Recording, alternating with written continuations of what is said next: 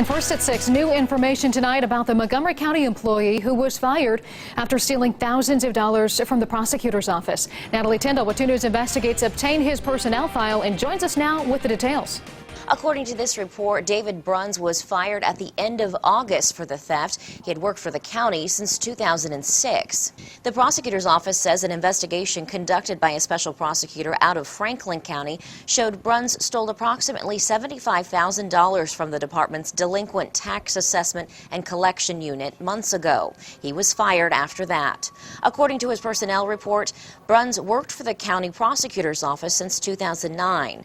Before that, he was with the Montgomery County Clerk of Court's office. We found his overall employee reviews were positive during his employment, saying he excelled at handling a large volume at work. He was written up in 2012 for not opening office mail and disposing of it. The reprimand said the act put the office at risk professionally.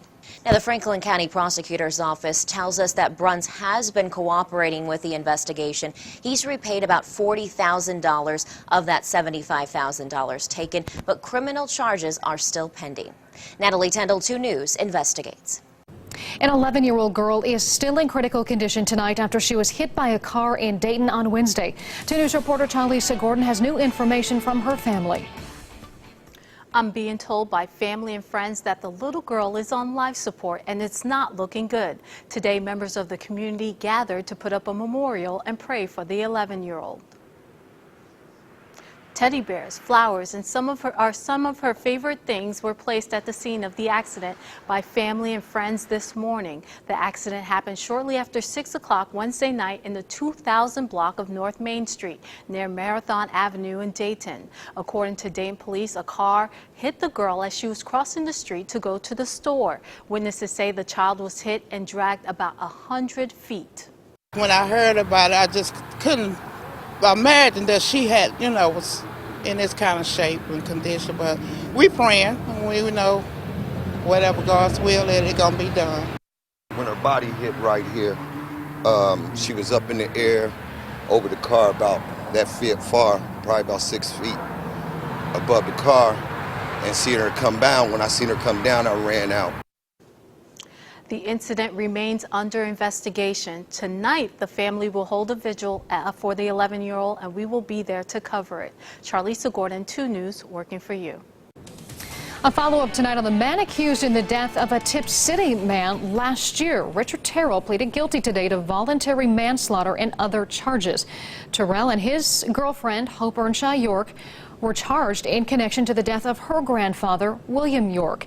He was reported missing from his home in May 2015. His body was then found in Kentucky 5 days later. Sentencing for Terrell is scheduled for November 29th, and our partners at the Troy Daily News report Earnshaw York was previously found guilty of felony abuse of a corpse and tampering with evidence, and her sentencing date is set for November 7th. Well, in weather now, you may want to grab a jacket if you're heading out to the big high school football game tonight because it's going to be a little chilly outside. Chief Meteorologist Brian Davis here now with a first look at your Storm Team 2 forecast.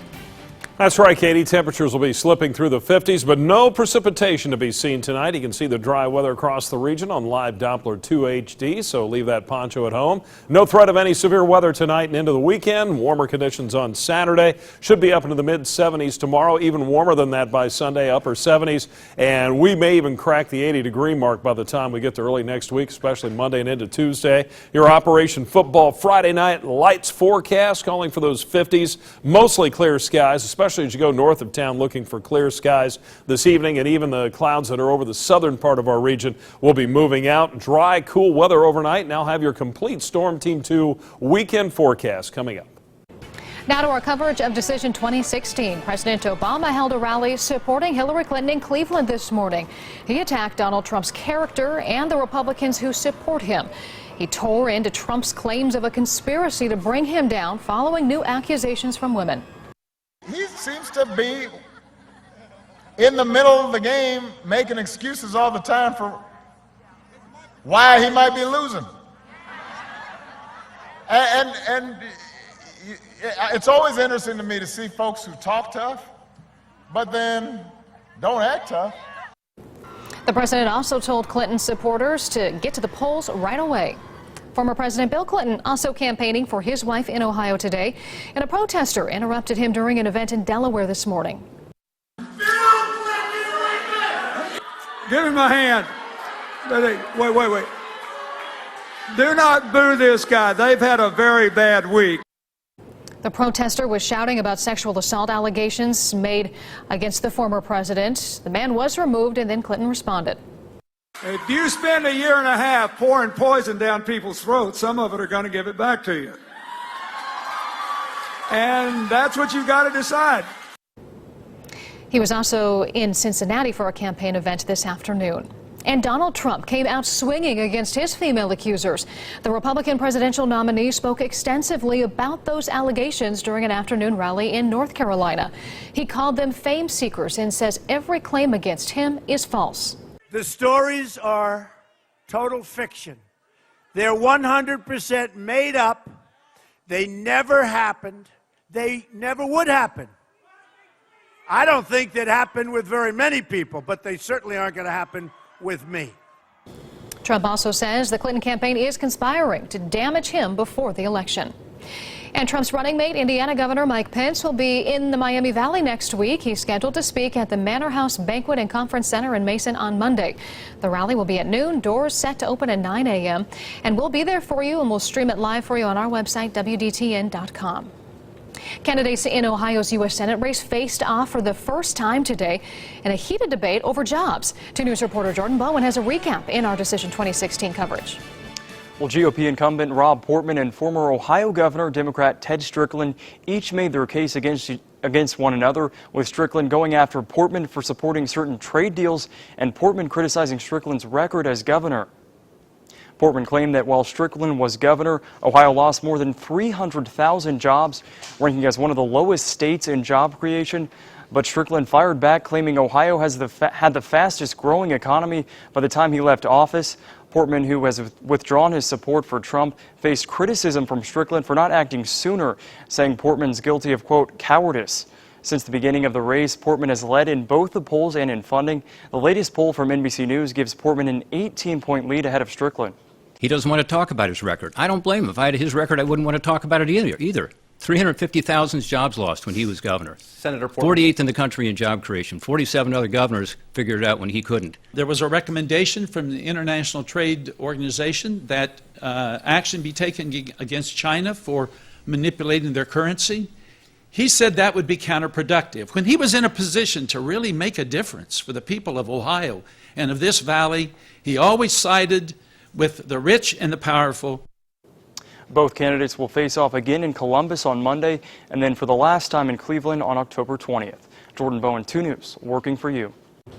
Day 3 of early voting is a wrap in Ohio, and the Montgomery County Board of Elections tells us nearly 1,500 people have already cast a ballot. New information tonight about a robbery stopped by a convenience store clerk. The would-be robber of the Belmont Market on Water Volita in Dayton is the man in the black hoodie.